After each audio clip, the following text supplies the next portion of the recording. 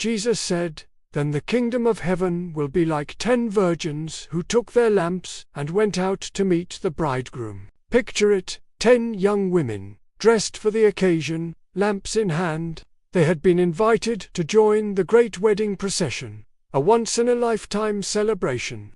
The streets buzzed with expectation. Everyone knew that when the bridegroom arrived, the feast would begin. A night of light, music, and joy.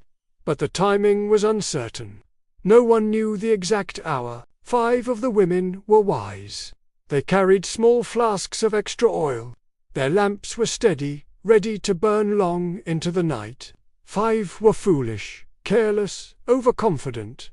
They brought their lamps, but no extra oil, assuming the wait wouldn't be long. Hours passed, the bridegroom delayed. The night grew darker and colder. One by one, they grew weary, until all 10 fell asleep. Then, at midnight, a cry pierced the silence. "Here is the bridegroom. Come out to meet him." Startled awake, they scrambled to trim their lamps. But the foolish realized in horror that their flames sputtered and died.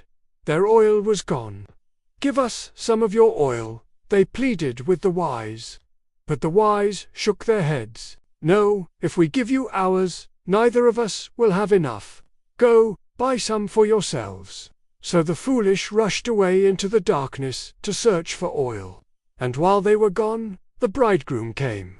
The 5 wise virgins, ready and prepared, followed him into the brightly lit wedding feast. The doors closed behind them with a heavy thud. Later, the foolish ones returned, frantic, pounding on the door. "Lord, Lord, open to us," they cried. But from inside came the chilling reply. "Truly, I tell you, I do not know you." And the door remained shut. This story feels ancient, but its truth is painfully modern. The oil is not about fuel. It's about faith.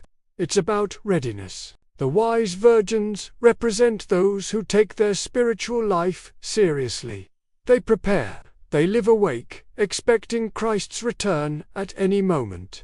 The foolish virgins represent those who are casual about faith, assuming they'll have time later, putting off devotion until tomorrow. When the midnight cry comes, whether the return of Christ or the unexpected end of our own life, it will be too late to borrow faith.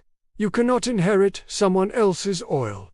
You cannot share a last-minute repentance. Each heart must have its own flame.